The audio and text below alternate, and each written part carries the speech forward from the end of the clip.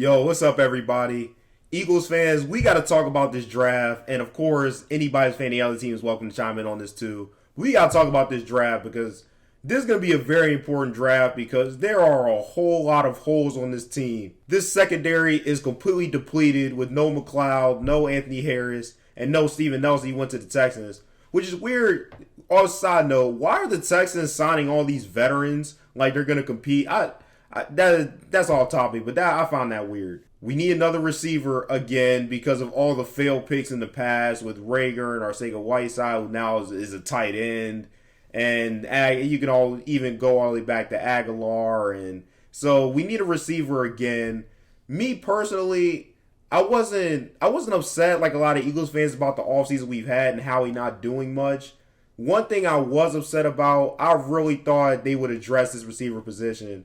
I wanted somebody on the outside because I'm ready for us to move on from this Jalen Rager experiment that should have never happened in the first place. So yeah, there's that, and then there's still questions at linebacker, even though I think that position is improving, and then you have maybe we can fill a couple more spots in the pass rush. This team has a whole lot of holes, and basically, unless you're talking about the offensive line or the tight end position, everything else sort of is a question mark. So because I feel like what the Eagles need goes beyond just one video, I'm just going to do a whole series throughout draft week and base it on each position that the Eagles need. And so today I'm going to talk about just the receiver position in this video. So yeah, let's talk about the receiver and what's realistic for the Eagles.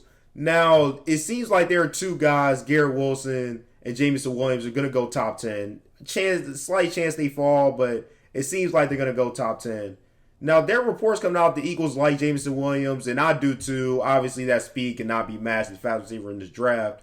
But I just don't see it as a realistic thing. But at the end of the day, the Eagles could do what they did with Devontae Smith and trade up to make sure that Alabama connection happens. Because I don't know when Jameson Williams got in with Hurts and Devontae Smith, but I'm sure there's some sort of connection there.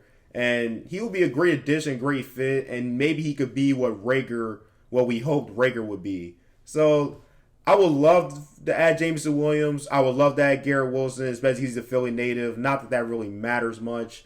But I would love for an addition to these two guys, but it doesn't seem like that's likely. So as far as our first round pick receiver, that kind of leaves us with two options, Chris Olave and Drake London. So I really like Olave. I think he could be a great addition to this team. He's an elite deep threat, has elite speed, and kind of like what I was saying before about Jameson Williams, maybe Olave too could be that Rager that we've been looking for, and just that speed deep threat guy, not returning punts, but obviously that deep threat with a lot of speed that the defense can't contain. This would have been a concern for me in previous years, but obviously he is small, as a small frame. But seeing that worked out with Devontae Smith, and honestly, I just think that's just a trend where athletes are getting smaller and faster and speed is becoming such a bigger thing. I think he'll be fine. I'm not really worried about the size. So I like Olave. I would be very happy if we took him. It's just going to be a matter of he might be available. He might be available at 15. He might not be available at 18 or 19, whatever the second pick is the Eagles have. So that's going to be the question mark. But I would love for us to take him. So secondly, let's talk about Drake London. Now, I would like to see Drake London be the answer. I would like to see him be the guy that we take.